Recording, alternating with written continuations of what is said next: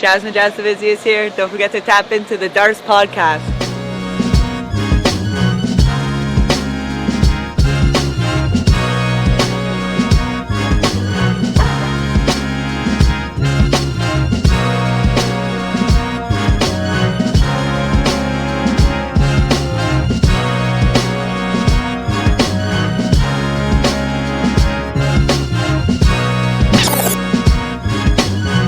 Tap into the Darts podcast for UFC best bets and breakdowns. Ladies and gentlemen, we are live for another episode of the Darts podcast. I'm here with my guy, Mr. Plus Money, who's pulling. Oh, is he in the clinch over here? Slick Montana, dirty boxing about. He's throwing up the Darts choke. And your boy Brasco Bets with Cal on the ones and twos. Shout out Jasmine Jasdavicius, lacing it up for the pod, for the culture with a Darts choke win. You see her on the intro screen. Awesome UFC Edmonton card. Think we all came out winners there. Had some great ones for the pod. A podcast sweep, ladies and gentlemen. Cash the Mr. Plus parlay bus. Cash the Slick report with a favorable decision. Any means necessary, we got it done. And cash a Brasco breakdown. You love to see it. The only thing we didn't hit, guys, was the Darts podcast because of a cheeky split loss for Kyle Machado. But we move forward onto this week's card. And weird card. Mr. Plus, I'm looking for plus money. And there's some big dogs, but I'm not sure if I trust any of them. I mean, where do you find betting value on this one? Yeah, it's a scary card. It's almost one you could stay off of, but you know what we say about two fighters punching each other in the face. We're making bets. That's what we're doing. We're going to try and get you guys some more bags. Man, I almost wanted to skip the plus bus this week, but I think I got one for you guys. All right, so we'll get to it. We'll find some plus money. We do have a Darts parlay. Again, we'll look to crack them back. Brandon Moreno, by the way, doing us big in the last one. Got to shout him out before I move on. Slick, what an electric performance by him. Who's giving us an electric performance on this kind of sleepy-ass card? Yeah, man. At the end of the day, you know, Brandon Moreno shows us once again that he's just at the top, man. Abazi, you know, having that heart and neck surgery probably rusted him up a little bit more than what he wanted to. Was a little gun shy. Wasn't really trying to put the combinations together. But Brandon Moreno just showed us that he's just at the top again. Hoping to see him fight soon. Yeah, man. So I'm looking forward to trying to find some excitement on this card. And we might as well kick things off with 3 fights on the Mr. Plus Parlay Bus. Parlay bus, bet it all in trust. Jabs and hooks, it's all about the rush. Put it down on the underdog, never hush. Odds stack high, feel the thrill, that's a must. And I'll see you when that shit cashes. Celebrate the wins with clinks and flashes. From the cage to the payout. All right, man, let's break down some fighters you think are getting the job done. And then we'll review them together as a team. Kick it off, man. Who we going with? Past it. We're 4 out of the last 5. Let's go 5 out of the let's go 9 out of 10. Let's see if we can get there. For this week's parlay bus, we're leading the bus with the first leg, Cortavius Romeus. He's taking on Gaston Bolanos, and honestly, I'm just not a Bolanos fan. He hasn't shown us enough. There was some hype around him coming in from Bellator after that big knockout, but he did lose 2 right before that, and he lost his last one getting KO'd by our guy, Marcus McGee, who I love betting on, by the way. I think he's going to have problems with Cortavius Romeus. This guy's going to be better everywhere, the stronger guy in the octagon, and he's got some hands on him too. We only saw him in the Contender Series, but I think the grappling, the takedown ability, and holding him down, ground and pound, and he's got mean ground and pound. I think it's special. I think it's something. I think they're setting this kid up to win. He's leg number 1. For the second leg of the bus, let me make sure I don't skip it. Here we go. We're going with Charles Radke. Now, don't get me wrong. I like the Jedi Semmelsberger as much as the next guy, but Radke's due for a dub here. The only guy that he lost to recently is Carlos Prates, and we all know now why. This guy's in the main event. He's going to be beating the gatekeeper, Neil Magny. We'll talk about that later, but he's a minus 770 for a reason. Give me Charles Radke. I think, again, stronger guy in the octagon. I really like that. He fights at where's he fight? MMA Masters. This kid's nasty, man. The only bad we saw a flaw from him was those body shots. I don't think that Semmelsberger has the power to do what Prates did. And coming on off those 3 losses, I mean, Semi might be on his way out of the UFC. I'm not sure, but don't say I said it. I am a fan of the Jedi. I just don't think it's going to happen. And for the last leg, we're going to Jillian Robertson. This should be an automatic. I mean, Luana Pinheiro, she got subbed before. I don't like that she's on this 2-fight losing streak, although it was to Angela Hill. I think we were all on her. But give me Jillian Robertson. I think a better submission specialist than Angela Hill, who got the sub, right? That was her? Yeah, in the guillotine. I think that Jillian Robertson stronger, can take her down. She's only 29, and we've seen her so many times in UFC. So she's really got some good UFC life in her, and I really want her to get her way back up to the top of the top. She's the 14th rank, and I don't think that Luana deserves to even be ranked. Give me Jillian Robertson to close out the parlay bus. You guys tailing? Man, it's hard to disagree with any of the legs, man. I'm liking it. Plus 185 on that. And Slick, let's talk about Cortavius Romeo. It's a guy we saw in the Contender Series twice. He had to go get it back, right? He got knocked out by Ramon Tavares, who, hey, turns out pretty slick boxer. Sergey City had a tough fight with him. So no shame in that young career.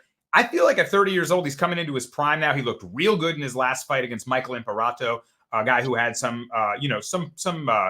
people thought highly of him coming in Contender Series. And he's got 5 submission wins. He's got pretty slick, explosive punching too. I like this guy, Romeo. And I agree. I think Bolaños, who did come in with some hype, like Mr. Plus said, he got exposed a little bit. His wrestling defense isn't great. He can kind of labor. His defense lapses a little later in fights. So I think I'm ready to fade Bolaños. I was ready to back him when he came in, Slick. What are you thinking about these commodities and how they rate?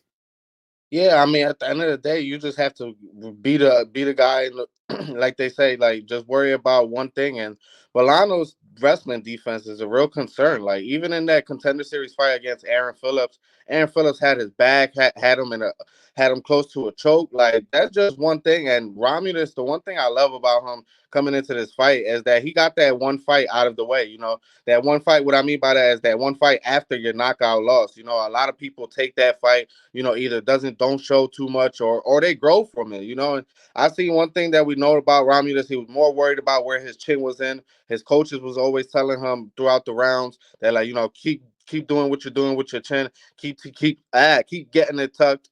And he was digging into it, man. He know the one thing that he I called him imperfado because, but the one thing that we know about him is that he was a real dangerous guy. You know, like I think a lot of his majorities of his wins came by finish. So it was just Romulus being careful, taking advantage of the situation. He actually hurt the guy early in the round, but he just didn't. And Dana White was even telling him, like, bro, you could have got him out of there. You know, I think it was a knee or something that he landed to the body, and he just didn't really notice it. So I think it's a good spot for Romulus as long as he doesn't really get into that brawl situation like he did against Tavares. I think he definitely gets the wrestling going and probably gets a sub. Bro, he's got 5 subs. He laces up the quick arm bar. Mr. Plus, I was going to ask, you know, Bolaños is susceptible, like Mr. Plus said, to getting, you know, bad grappling positions. Do you take a shot on a sub or a finish here with your boy Romeos? Let me unmute. I don't want to be that guy. I think it's worth a shot. I might do it by round. I might do rounds 2, rounds 3, just anyway, finish anyway. Yeah. But yeah, I like it. Especially if Bolaños is dragged into deeper waters. Romeos brings the fight to him. I could see it, man. I think he's the commodity to back there. The next fight that you were talking, and is an interesting one that Slick will talk some more about too, is Charles Radke taking on Matthew Semmelsberger. We know Semmelsberger's dropped people with his right hand, right? He's got a cracking right hand. But, you know, like Mr. Plus said, he's had a rough go of it as of late. Against some solid comp here and there. But, you know, Radke, I like, even though he took the knee to the body from the minus 800 favorite in the main event, right? Like, I'm not down on him for that. He's training with Bilal's team. You know, they bring the fight. They're tough. You know, that wrestle boxer, in your face, pressure boxing attack, mixing the clinch work. That's just tough to deal with. So if Radke can adopt some of that, I think he can make it a tough fight for Semmelsberger. But we'll see, Slick. I mean, what do we think of Radke at this point? Yeah, I think this fight is just going to come down to the knockdowns of Semmelsberger. If he doesn't get any knockdowns, I don't think he's going to win this fight because for the simple fact that I know Charles Radke doesn't have good striking defense, but one thing he's real good at is being durable, man. Like anybody would have took that shot to the liver would have been somewhere in the hospital right now. So that shot was just so unpredictable by Carlos Prates, and he's just one of one right now. And the one concern I have about Semmelsberger was against his last fight against Preston Parsons, a more wrestler type of guy, more grind him out type of guy, was having huge success on the feet against Semmelsberger in those late rounds and even in the late second. And that's a real concern for me especially even a Medic's fight. I think Medic was coming down in weight for the first time or going up in weight for the first time. And Semmelsberger had opportunities to get him out of there, and he just didn't get him out of there. Next thing you know, he ends up getting knocked out. So I just believe that Semmelsberger doesn't get any knockdowns on Charles Radtke, which I don't believe he is. I just think Charles Radtke is just going to be in his face, be in those nasty clinch positions. And if he wants to, Semmelsberger's wrestling defense is so atrocious.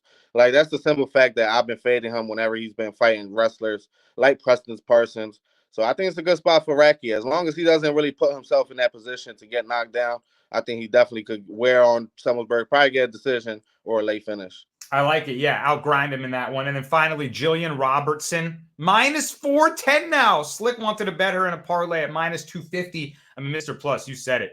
Submissions are nasty. Pinheiro was subbed by Angela Hill, the striker, right? Volume striker, not known for her submission work in her last fight. So it's got to make you think, man, if this hits the mat, Robertson could probably lace one up and just have her in her world down there. Training out of the goat shed. She's getting better, man. Her boxing is getting a little better. And that's what I like. She lets her punches now set up her takedowns a little more. If you get some tight boxing, like that Bilal style, right? Get in someone's face, they got to respect the punches.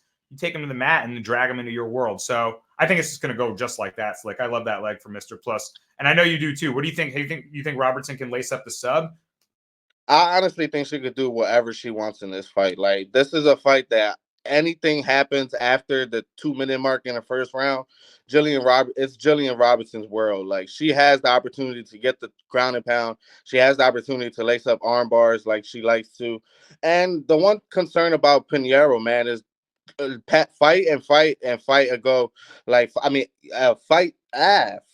fights after each other. We just know that her gas tank is not going to get better. She tries to go all out in the first 2 minutes of each of the first round, and if she gets you out of there, she looks great. But if she doesn't, her gas tanks. And then the one thing I don't even like about her is her striking defense. When she gets tired, her hands low, she's blocking punches with her face. Like, Amanda Ribas landing a spinning wheel kick on her that was just crazy after being down the first round.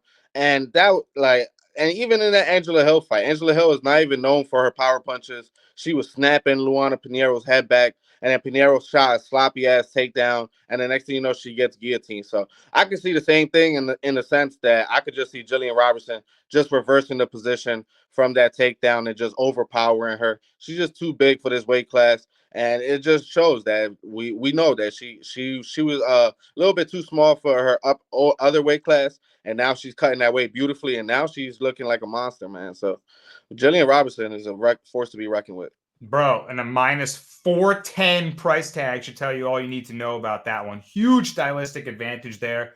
We're looking for the submission. Mr. Plus Parlay Bus, plus 185. You put them together. Radtke, Cortavius Romualdez, and Jillian Robertson. Boom shakalaka. Let's drive into the cash counter, my friend. All right, next up, salute to the Slick Report. Slick's going to break down a little play he thinks has found some value on this card, and there's not much value to be found, so we might have to talk two fighters, man. How are we playing this one? Check this. He's the master of the breakdown. It's Slick moves. That's made Kappa. Billy's fighters, he improved. Who depends, we'll see. Yeah, we're going for our fifth straight Slick Report, man. We're going for our fifth straight.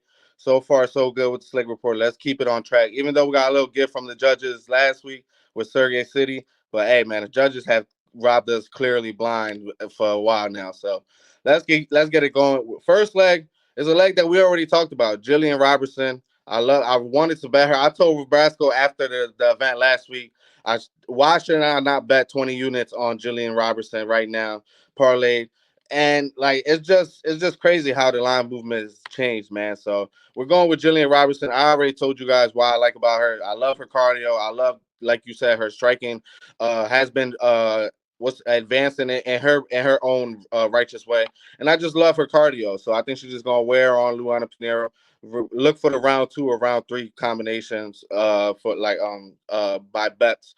So, and that's the first leg. And then our second leg is a guy that's a lot of people are probably going to be down going into this fight, man. You know, he's coming off a knockout loss to Montel Jackson. I was actually on Montel Jackson in that fight, just for the simple fact that I think a lot of people were underestimating Montel Jackson. We barely see this guy fight. He's once a year type of fighter, but when we do see him, we know he's destined for great things. So no, nothing wrong with that loss.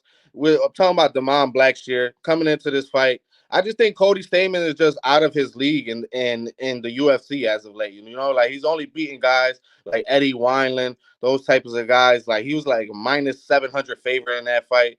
And I just think Damon Blackshear is going to be able to withstand anything that Cody Stamann is going to bring. You know, I don't believe in Cody Stamann's boxing that everybody thought was highly. I think he has too short arms for this division or even period. You know, like he's one of those guys that he needs to get into the side of pocket to land something clean. And I just think Damon Blackshear is just going to be better everywhere. Like he's going to be the stronger guy in the clinch, I believe. You know, Cody Stamann, boxer now, came into the UFC like as a collegiate wrestler. You know, now he's falling off that. So I just don't think that Cody Stamann he's just going to be in a blunder in this fight. He's probably going to try to look for the striking early on. And if he knows that he's not getting advantage of the striking, he's going to go to the wrestling. And I just don't think he's going to have an advantage there either. So I think this is a good spot for Blackshear to bounce back off that Montel Jackson loss and just, I would say, just outpoint and out wrestle, outstrong Cody Stamann to like a 30-27 win.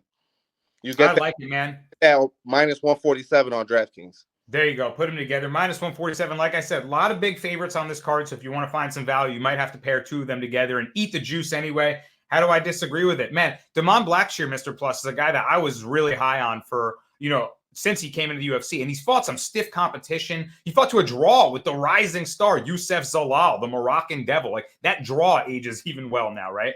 I agree with Slick. I actually wrote an article very similar to that. I gave him the edge absolutely everywhere. Wrestling versus jiu-jitsu. Could we see Blackshear pull off another sick twister-like submission, Mr. Plus? Man, I sure hope so. I don't really love Cody Stamann at all, the Spartan. This guy does not impress me. I don't like wrestlers first. Like, when you wrestle first, that's not my style of MMA to watch. I don't think it's anybody's style to watch unless they're Dagestani and did what Khabib used to do, right? But I do like Blackshear. I just don't like the line. The line's kind of crazy to me. Cody has fought some of the best in the division, right? Even though he takes L's, I'm saying he's definitely fought some of the best. Blackshear really is only beaten not so good candidates here when he fights. I mean, although the most impressive fight was the loss to Mario Batista. So, I mean, you fight that caliber guy who's now, look at him now, right? Yeah, I guess I lean Blackshear. I just don't love the line. I feel you. It is a little juice. I mean, around minus 280 line is like a little high. I would say, I mean, he twisted Jose Johnson. Jose Johnson's a pretty good fighter. And then, yes, he fought Fareed Basharat, guys like that, right? Montel Jackson knocked him out clean, straight left hand. That's his thing. But Stamann, you're right, has fought pretty solid competition too. The thing about Stamann, Slick mentioned, 64.5-inch reach to 72-inch reach of Blackshear. I think that'll aid Blackshear in the striking and the grappling. He's a lanky, physical grappler, and I think that can really help him, lace up positions, keep control. So I agree with Slick. I think Blackshear's got the advantage everywhere. Stamann's wins are over Eddie Wineland, Luan Lacerda, Brian Kelleher, Brian Caraway. No guys I really rate too highly. So I think Blackshear's a level above. I like that. All right, other leg for Slick. Slick, who was your other leg? I'm already laughing. Jillian Robertson. Yeah, we talked about her at length. I mean, Mr. Plus, we're playing the sub there. And Slick mentioned rounds 2 or 3. I hope it gets that far. What if she's just raining down ground and pound early on? Do you think you like a little rounds play, Mr. Plus, on Robertson? Yeah, I might go rounds 2 or 3 sub. I like that. I like it. I like that for sure. She's going to wear her down. That's what Jillian Robertson does. And, yeah, I like watching her fight. And Pinero's not a 0, so hopefully she can last long enough to cash us a big plus money ticket on one of those. All right, there's your Slick report. Now let's move forward to the Brasco breakdown. I tried to find a straight bet to give you guys. I was almost going to go with the dog, but that fight's off now. Cody Garbrandt, Cody No Love, pulled from the card. I was interested in that spot, perhaps against Miles Johns. But nonetheless, we move forward. I'm going to give you a 2-leg parlay, and I'm going to piggyback right off of what Slick said. I'm also rolling with Damon Blackshear as one of my legs. I told you why I really like this guy. I think he's just jiu-jitsu versus wrestling. If it gets to grappling, the jiu-jitsu is going to win out of Damon Blackshear. And I give him an advantage in the striking area just for his pure size.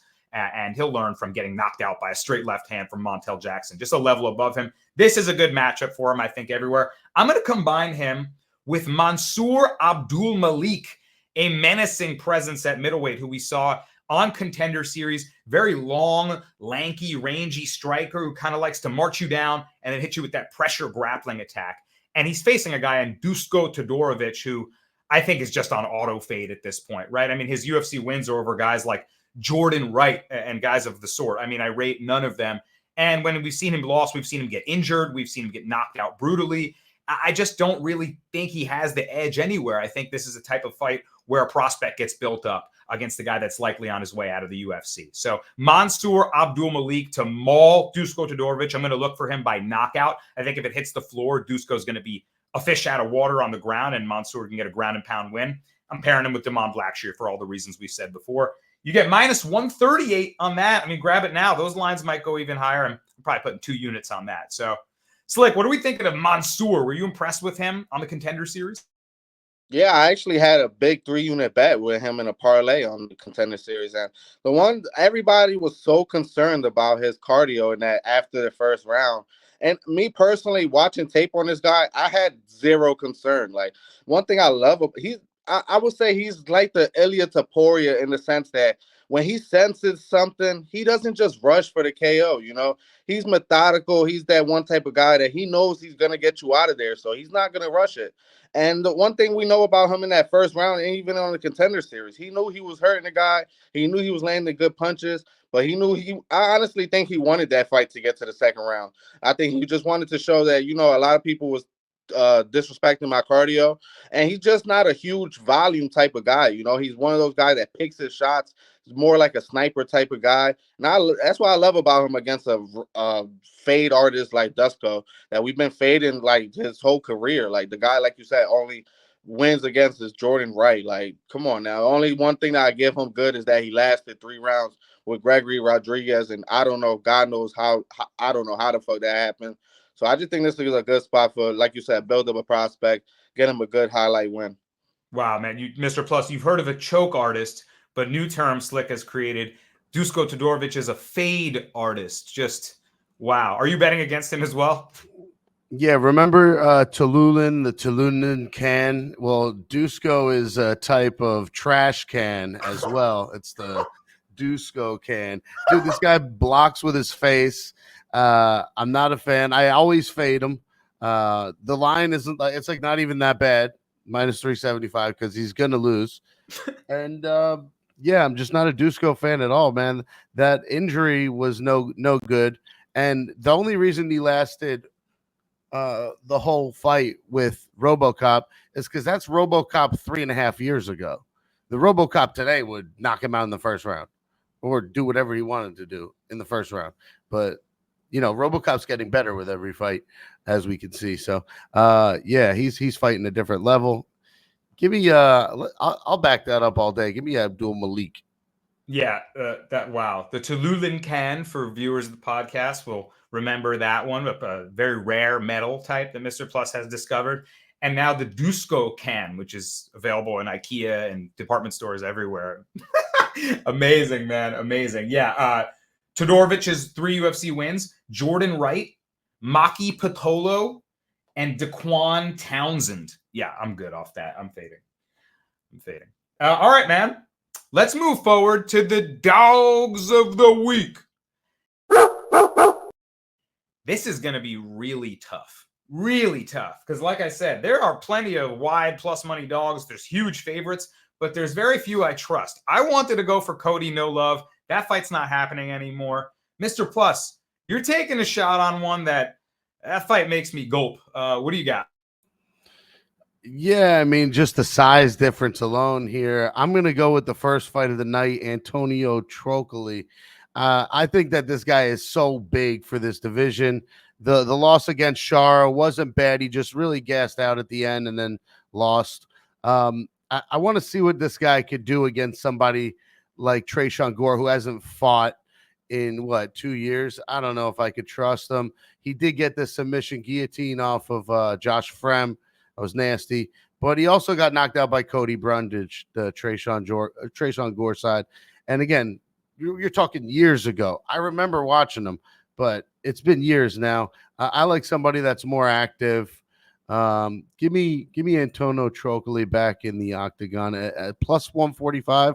I'm taking the plus money. This guy's 6'5", 5-inch reach advantage. I don't know. He is his stature is massive for the division. And you're right. I mean, he took on Shara Magomedov halfway across the world on short notice. You're going to get knocked out. And he almost didn't get knocked out. Shara was playing it weirdly careful, trying to, that guy's size might be a deterrent, Slick, to some opponents. Gore has been away for 2 years. He's an extremely raw athlete who can crack you with crazy power. He laced up a vicious guillotine just with the nasty squeeze on Josh Fremd. But other than a couple moments, he's been like a weird fighter. He can be inactive sometimes and just, I don't know. He looked like he needed development. Maybe 2 years away was the best thing for him. I know he had some injuries too. This fight sketches me out. Gore minus 180 now. What do you think about it? Yeah, I'm gonna take this fight to not go the distance. It's just a recipe for one of these guys to get their way. Like this fight could honestly not even happen. Like the guy fucking I call him Trocoli, like broccoli? Is it troccoli or trocoli? Tricycle? So like it's just like the guy cut so much weight for this weight class. Like I remember reading something that he had to cut like 25 pounds in like 4 days for that shower fight. Like he just I don't even know if the fight is gonna happen, but I'm gonna take as a pick, I'm gonna pick Gore, but my bet will probably be the fight to not go the distance. Gore could probably just land something and knock out Trocoli. Or Trocoli gets the fight down to the ground and it'll be his world. So right. Yeah, either Gore looks terrible, like fish out of water on his back, or the 6'5" stature leaves the chin in the air and Gore finds like a vicious left hook or something. I agree. I mean, under 2.5, minus 145. Mr. Plus going to take the shot on Antonio Trocoli, who got a raw deal facing Shara first time around. Gore, it's a huge step down. Dogger pass. Gore's trash. Yeah, Cal, give me a take on one of these fights, man. Let's hear from you. Dogger pass. That's all I got. Dogger pass on that. Gore's trash. Trash. Like, just because he has muscles and he got him trapped in a guillotine. Josh Fremd, that ain't shit. Gore's trash. Bro, he said he came in with a quick bar and then dipped. You know what, though? Sometimes I'm like, the time away for a young fighter could be the best thing. I feel like Gore could get a knockout, but I ain't betting that fight. It's a weird one. All right. Do I even have a dog of the week, man? Slick, you go. I got nothing. Yeah, I mean, looking at dogs and, looking at these price tags, I think there's a real chance I'm going to take Karolina Kowalkiewicz in this spot. What? Denise Gomez is that type of girl that she gets those first round knockouts, but when she doesn't, she's just I wouldn't say a fish out of water. She just becomes so predictable with the striking. Like her it's basically right hand or bust. And she fought a girl, Mara, that was coming down in weight class, looked like she was dead and walk like a dead girl walking to the scales, coming into this fight. And Mara was not. She went 0 from 10 from takedowns, and I don't know what Denise Gomez did, honestly. I watched that fight back. I was thinking to myself, maybe it was like a good fight or something. I don't remember it all too well. And then I watched that fight and it was like, why? Like, Denise Gomez is a girl that, you want to back as like a plus dog. She's a dog. She's going to fight for your money, but that's Karolina Kowalkiewicz, and she's going to have a lot of strikes. She puts out a lot of volume. Denise Gomez isn't that type of wrestler girl to really put her on her back. So I think this is a good spot for Karolina. She's fought some of the best in the competition. I know she's on a losing streak, but these odds are just so crazy to me. Like, Karolina hasn't been finished by some of the best. Denise Gomez looked atrocious in that second and third round against Mara. I think they combined for like 20 strikes in those two rounds. So I just think this is a good spot for at least as a plus money dog and looking at value. You have almost fully convinced me to take like a quarter unit sprinkle on Karolina Kowalkiewicz, Mr. plus 390. I mean, is this our shot?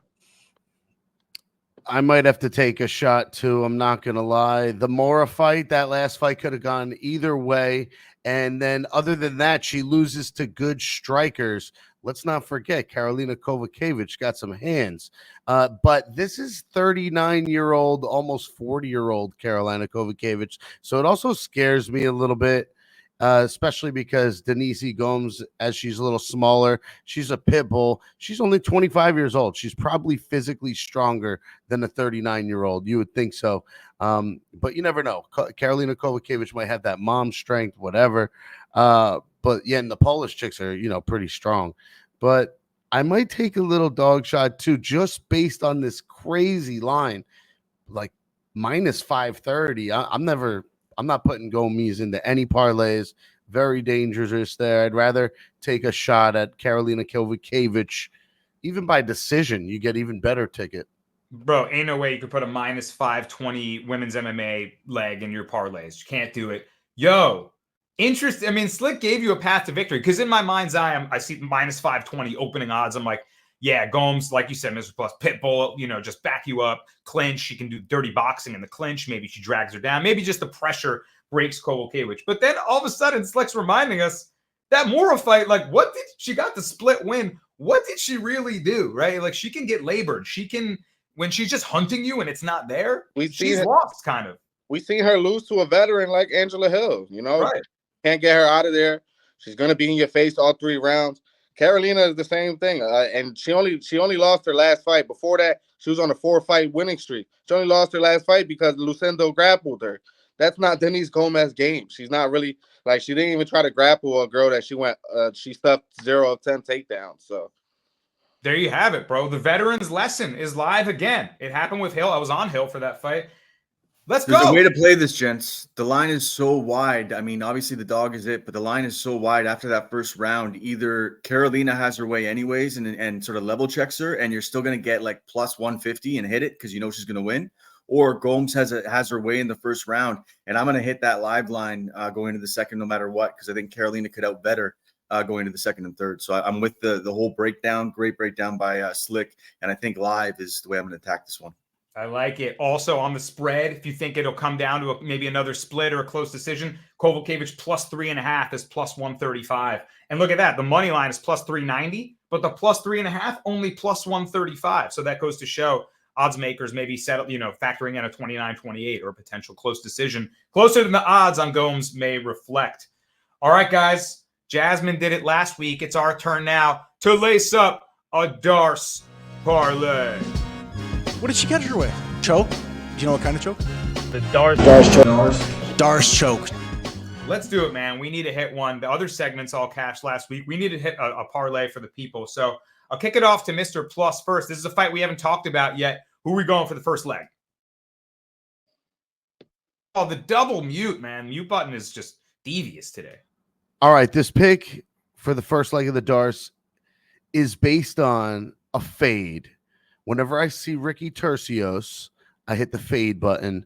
Plus, I like this Sopai kid. He just had gotten knocked out pretty bad in that last fight against Vinicius Oliveira. But before he got knocked out, that fight, he was looking pretty good, looked pretty slick. I got to think they want this kid to bounce back. Ricky Tercios is a weird fighter, man. I don't like the karate style from him. I don't like how he looks. He's touch and go. He doesn't want to be hit.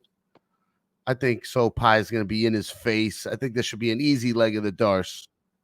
I was, bro, you said it. Before he took that vicious flying knee from Vinicius Oliveira, who turned out to be an exciting prospect. He beat Ricky Simone right in his second fight. Like, no shame in that loss whatsoever. Sopai was super competitive with him, Slick. I think I even live bet him in that fight. I was like, yo, this kid can box. Like, he had some tight boxing in the pocket, super athletic. He was scrambling. I don't think Ricky Tercios has anything. I like this kid. As long as he comes back with his chin back intact from that awful knockout, I think he can beat Tercios. What do you think, Slick? Yeah, I mean, I'm not going to have to worry about his chin being intact because Tercios won't take it off. He has no power. I would say he's one of those guys that he's just like, you see people grappling and just trying to spin around with each other the whole round. That's what Tercios is. He's a fun scrambler. He gets on tops, and next thing you know, he's raining down elbows or something. But he's fighting again. And then, not to mention, Sopai took that fight on like 3 days' notice against Vinicius Oliveira. So it's a good spot. He almost 10-8'd him in the second round. Had like 3.5 minutes of top control, got him in full mount a lot of times. But Vinicius, we just know, is just tough as nails. And Tercios is I just think he's so acceptable to the choke. You know, like we seen Raul Rosas Jr. That's, I would say, a good grappler and a great grappler, you know. But just for the simple fact that Tercios wasn't really attacking the hands, wasn't really looking to neutralize the choking hand, just shows me that once somebody gets in a dominant position on him, he just expects to scramble out of it. And I just don't think he's going to get that advantage against Sopai. I think Sopai is going to have the better boxing, the more power, and he has the whole camp. You know, I think he took a couple months off after that knockout loss, got his head right, and now he's coming against a guy that he doesn't have to worry about that at all. I don't even think Ricky Tercio's knees are strong, so I think this is a good spot for Sopai to get a good bounce back win. Not even giving power to the knees and elbows of Tercio. Yeah, he really doesn't have the power potentially, like he said, to crack that chin, which got cracked in full camp. We like Sopai. Maybe he gets the sub in a scramble exchange. I like that. All right, next leg, Slick, another fight we haven't talked about. This one's interesting. A UFC debuting fighter. Who you going with? Yeah, I mean, you know, this is definitely a concern I wouldn't say a concern, but we're taking a UFC debuting fighter, but I'm real high on this guy. You know, I've been watching this guy whenever Mighty Mouse was on the regional scene fighting at one championship. And I just love this, like the way this guy fights. Like he reminds me of like a mini not known Khabib. Like he's a grappler type of guy, get you on the ground, but he's not just holding you down. Like this guy, any opportunity he gets, he's getting that full guard and he's raining down elbows, raining down punches.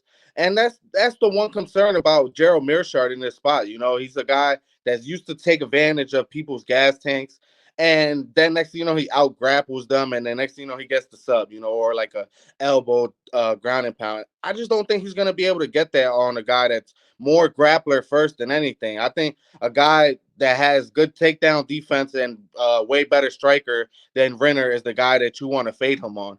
I just don't think Gerald Mearshart is going to be able to outgrind him. I think Renner is the one guy that he's been all 3 rounds, has good takedown defense, has good grappling defense in the sense that I don't think Gerald Mearshart is going to be able to sub him. So I think this is a good spot for him, man. I think he gets probably like a clubbing sub on Gerald Mearshart, who's been subbed before. He's a guy that, you know, he's not one of those sub artists that's never been subbed before. I think he's acceptable to get ground and pounded or subbed in this spot. Yeah, bro. Talking Rainer de Ritter, the former 2-division champion and 1 championship. And I believe his only 2 losses, Mr. Plus on his record, are title fights that he lost against the heavier guy in that division, the one he climbed up for. Other than that, like Slick said, he's just been dominating people on the ground. And if Mearshart tries to pull off a cheeky sub or they end up tangling, right, de Ritter won't be afraid to go to the mat with him. It's basically sub or bust probably for Mearshart, right? I mean, I know he can strike a little bit too, but do you think de Ritter is going to show out in his debut? I mean, I kind of lean Ritter, but you definitely can't count out GM3. I feel like even if we put Ritter on something and GM3 is there, you know, we gotta hedge it with the GM3 submission. I know we don't think it's going to happen. Ritter should be much stronger coming down from 205, having fought heavyweight before or whatever. Yeah, against that Antotali, whatever guy, Mackin beat him up. Yeah, he went up light heavy, yeah. Twice beat his ass, but that just goes to show you the bigger guy won. I don't know if GM3 can definitely sub this guy, but I've been against GM3 too many fights. When he turns on that submission, this guy's got like 28 submissions on his record. I might have to take a shot on GM3, but I lean the Ritter side, but I might have to bet GM3 big plus money.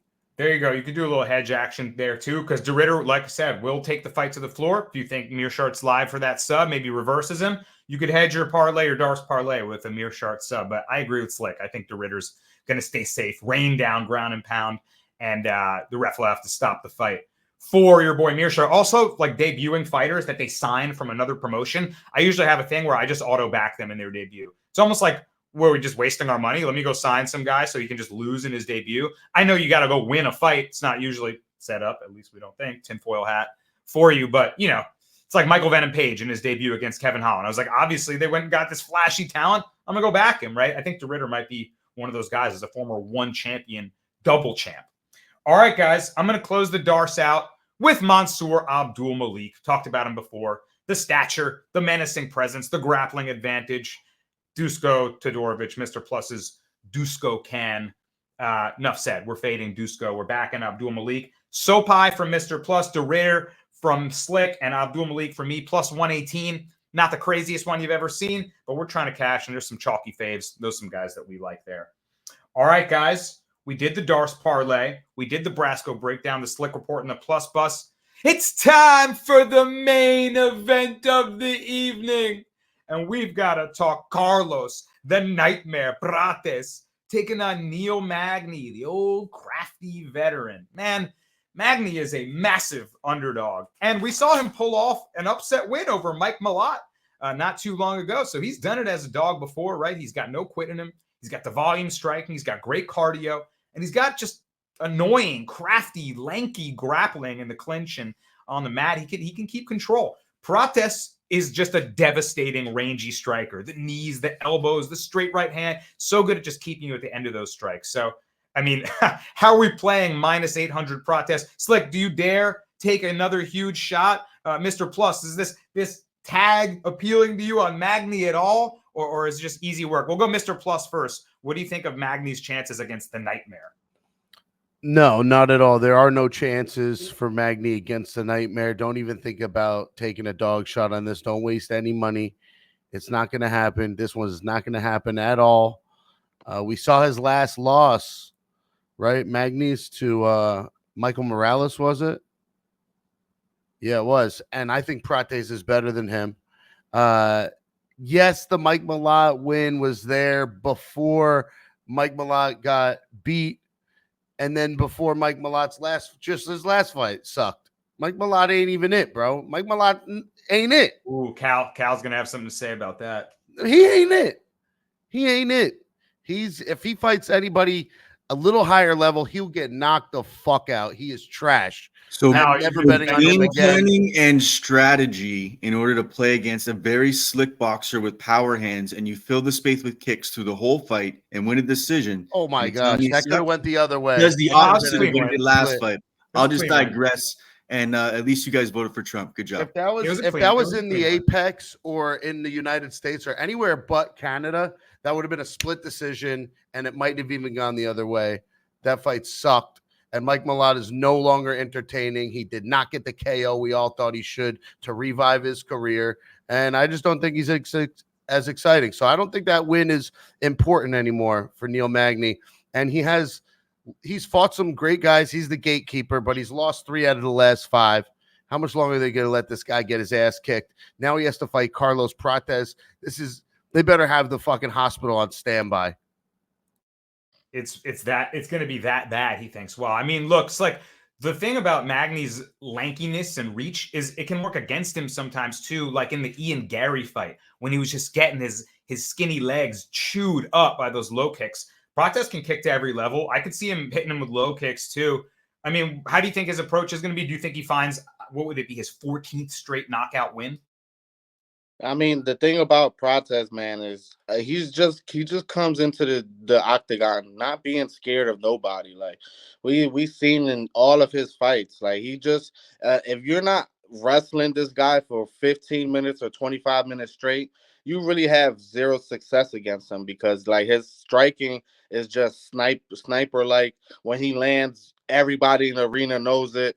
And the one thing that concerns me about Neil Magny in this spot is he's so used to being the long, lengthy type of guy, you know, that one guy with all this reach and stuff like that. And I just don't believe his game is going to work on a guy like Prates, that you need to get up close, get that clinch position, wear on him in that clinch position. I just don't think it's going to work on Prates, man. I have never faded. I'm lying.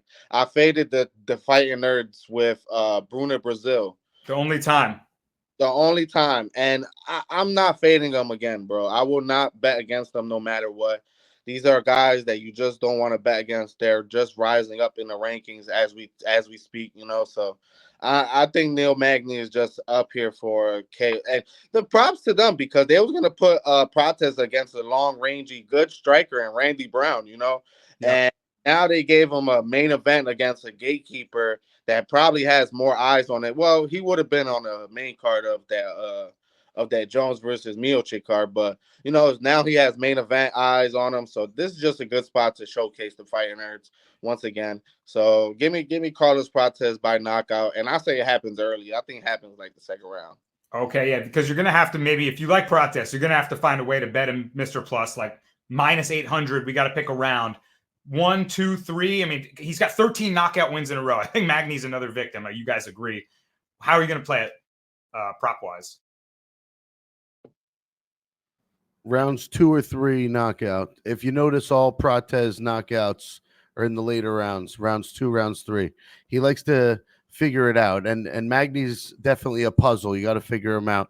But I think Carlos Prates with Muay Thai tattooed across his chest is going to send Magny to a new planet. And he's going to throw on the taped glasses, the fighting nerds. Like Slick said, the one time we backed Molly McCann at home and we faded Bruna Brazil, like low-key fighting nerd. We know about all of them. We know about all the flashy guys. Oh, Bruna Brazil. She goes over there. She becomes a monster out of nowhere. So, yeah, do not fade the fighting nerds. Jim is on fire. And you're like in a round 2 knockout from Carlos the Nightmare Prates. All right, guys, it's time for the honorable mentions. Let's talk about the fights we have not talked about, and then we'll get up out of here. And I think we covered damn near almost all of them. I mean, what do we have left? We have maybe a couple cheeky ones to discuss. Probably just Melissa Mullins. That's it, man. Melissa Mullins taking on Claudia Segula, who I'm not gonna lie, man, she's a looker. She's kind of cute, and a lot of people I know, boorish MMA fans, are like, I just bet on the hot girl. I mean, like, that's obviously like ridiculous, but sometimes it works. Like, the idea behind that is like she's a more interesting commodity, and the UFC is going to want to show her off as a good looking prospect. So I know that's literally some people's strategy, but I do think she's going to get out wrestled and outbodied by Melissa Mullins here. Mr. Plus, what do you think about the matchup? I think that I did that last week, and I faded Horth, and it didn't work out properly. I took the better looking girl, the Petrovich chick. You know, she's a looker too, right? Petrovich won that fight, though. That was BS. Yeah, well, not the sports book didn't say so. Right. And unfortunately, I gotta This fade is some that. high level stuff right now. I gotta fade that. I don't have a real play on this, but I'm definitely fading the hot chick. If anything, I'm taking the ugly girl. I heard like what Andre Ward said about it. I heard it was watching a boxing match one time, and he was like, this guy's coming over from being a Wall Street financial analyst, and now he's boxing. I told him, don't fight, man. Only fight if you have to fight. You have to fight, then you fight. If you go be on Wall Street, then go be on Wall Street. That's what this other guy said. Is, does she have to fight? I don't know. Mullins has to fight, Slick. Yeah, this is just like you said. She's gonna have the wrestling edge. She's probably gonna get this fight down to the ground in the first round, figure out some type of way for a sub. And you never know, because when we think something happens in women's MMA, the opposite happens most of it. Like, some girls get titty punched. Some girls loses as minus 1,000 favorites in the first round. So I just don't know. Maybe take Mullins by sub and hope this plus money.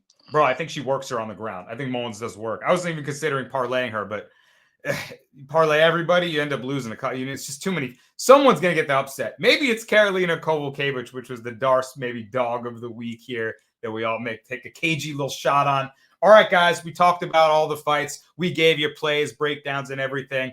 From myself, Mr. Plus Money, Slick Montana, and Cal on the 1s and 2s. Good luck on UFC Fight Night, Prates versus Magny. Hope you cash some plays. Hit the like button on the way out. Leave us a comment. Who are you backing? And we appreciate all you guys watching. Until next week, peace.